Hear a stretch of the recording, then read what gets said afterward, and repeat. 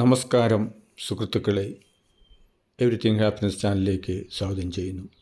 സുഹൃത്തുക്കളെ, കേരളത്തിൻ്റെ മുഖ്യമന്ത്രിയെ തിരഞ്ഞ് കേരളത്തിലും ഡൽഹിയിലും മീറ്റിങ്ങുകളും നടക്കുന്നതല്ലാതെ ഈ മഹാഭൂരിപക്ഷത്തിൽ കോൺഗ്രസ് യു ഡി എഫ് മുന്നണിയെ ജയിപ്പിച്ചിട്ട് 102 സീറ്റുകൾ കിട്ടിയിട്ടും ഒരു മുഖ്യമന്ത്രിയെ കണ്ടുപിടിക്കുവാൻ വേണ്ടിയിട്ട് മുഖ്യമന്ത്രി മോഹികളുടെ ബാഹുല്യം മൂലം നടക്കുന്നില്ല.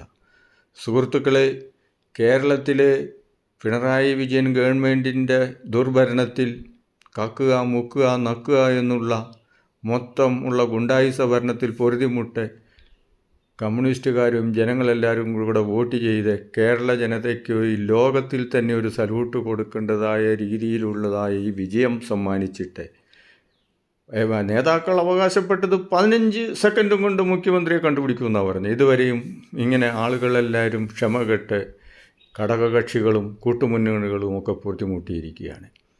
ഈ സന്ദർഭത്തിൽ കേരളത്തിലെ മഹാഭൂരിപക്ഷമായ ജനങ്ങളെ രക്ഷിക്കുന്നതിന് വേണ്ടി, അതായത് സെക്യുലറിസത്തിൻ്റെ വാക്താക്കളായ വി ഡി സതീശനും അതായത് മതനിരപേക്ഷതയ്ക്കും വേണ്ടിയിട്ട് വോട്ട് ചെയ്ത ജനങ്ങളെ ഫൂളാക്കാതിരിക്കണമെങ്കിൽ ഇപ്പോൾ ഈ മുഖ്യമന്ത്രി മോഹികളെയെല്ലാം സൈഡിലാക്കിക്കൊണ്ട് പ്രിയങ്ക ഗാന്ധിക്ക് കേരളത്തിൻ്റെ മുഖ്യമന്ത്രി പദം ഏറ്റെടുക്കാം. ആർക്കും ഒരു സംശയവും ഉണ്ടാവില്ല, ആർക്കും ഒരു ബുദ്ധിമുട്ടും ഉണ്ടാവില്ല.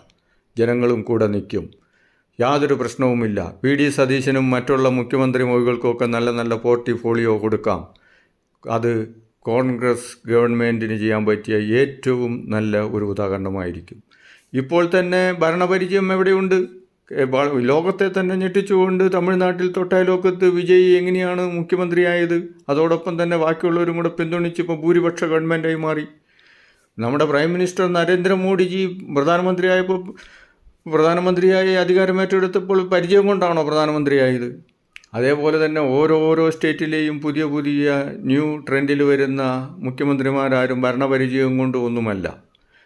കേരളത്തിനെ സംബന്ധിച്ചിടത്തോളം സുഹൃത്തുക്കളെ, കേരളത്തിൽ സെക്യുലറിസമാണ് വലുത്.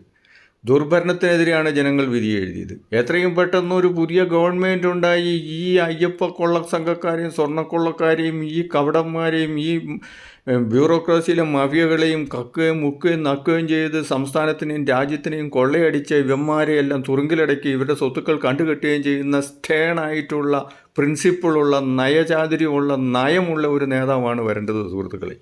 അതിനു വേണ്ടിയിട്ട് ചെയ്യുന്നതിന് പകരം ഇവിടെ ഇത്രയൊക്കെ നാശം പിടിച്ചിട്ടും ഈ ഇന്ത്യയിലെ കോൺഗ്രസ് ഗവൺമെൻറ് ഇത്രയൊക്കെ ഏതെല്ലാം സ്റ്റേറ്റുകൾ പോയി എന്തെല്ലാം പറ്റി ഇതുവരെയായിട്ട് ഇതൊന്നും മനസ്സിലായിട്ടില്ല ഇത്രയും വലിയ പ്രഗത്ഭരായ നേതാക്കൾക്കും ഹൈക്കമാൻഡിനും ഒക്കെ. അതിനാൽ സുഹൃത്തുക്കളെ, ഈ സന്ദർഭം ഏറ്റവും അനുയോജ്യമാണ്. ഒരാളും പറയില്ല പ്രിയങ്ക ഗാന്ധി ചീഫ് മിനിസ്റ്ററായിട്ട്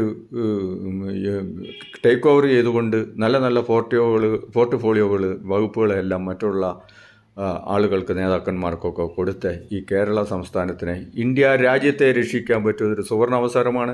അതല്ലെങ്കിൽ കേരളം ഇതോടുകൂടി തന്നെ കോൺഗ്രസ് പ്രസ്ഥാനവും തീരും, ഘടകകക്ഷികളും തീരും. അടുത്ത തെരഞ്ഞെടുപ്പിൽ BJP കൊണ്ടുപോകും. ഒരിക്കൽ BJP വന്നു കഴിഞ്ഞാൽ കേരളവും സെക്യുലറിസത്തിൻ്റെ പാതയിൽ നിന്ന് വ്യതിചലിച്ച് എല്ലാം തീരും. മതമൗലികവാദവും മറ്റുള്ള പ്രവർത്തനങ്ങളും ഇവിടെ ഉടലെടുക്കും. ഇതാണിപ്പോൾ കാണാൻ പോകുന്നത്. അതിനാൽ സുഹൃത്തുക്കളെ, ഈ എത്രയും പെട്ടെന്ന് കേരളത്തിനൊരു മുഖ്യമന്ത്രി ഉണ്ടാകട്ടെ. നിലപാടുകളും ജനങ്ങളാണ് വലുത്. അല്ലെങ്കിൽ ആരും എവിടെയും എത്തിയില്ല. ജനങ്ങളില്ലെങ്കിൽ എന്ത് പദവി എന്തെങ്കിലും കിട്ടുമോ? ഇതൊക്കെ വാഗ്ധോരണി മാത്രം പറഞ്ഞിട്ട് കാര്യവുമില്ല. അത് പ്രവർത്തനത്തിൽ കാണിക്കണം. അധികാരമോഹത്തിന് വേണ്ടിയിട്ടുള്ള ഓട്ടവും ചാട്ടവും കുതന്ത്രങ്ങളും ഗ്രൂപ്പ് വളർത്തലും ഒക്കെ കൊണ്ടാണ് കോൺഗ്രസ്സിൽ അധികാരം ഇങ്ങനെയുള്ള ജനാധിപത്യം കൂടിപ്പോയിട്ടാണ് ഈ സംഭവിച്ചിരിക്കുന്നത്. ഇത് പറ്റിയ സമയമാണ്. ലൈക്ക് ചെയ്യുക, ഷെയർ ചെയ്യുക, കമൻറ്റ് ചെയ്യുക, വേണ്ടപ്പെട്ട ഭരണകർത്താക്കളെ അറിയിക്കുക. കേരളം രക്ഷപ്പെടട്ടെ എന്നുള്ള ആഗ്രഹത്തിലാണ് സുഹൃത്തുക്കളെ ഈ വീഡിയോ ചെയ്യുന്നത്. നന്ദി, നമസ്കാരം. I am Captain Grandmaster Shaji Matthew. Like ചെയ്യുക, കമൻറ്റ് ചെയ്യുക, ഷെയർ ചെയ്യുക.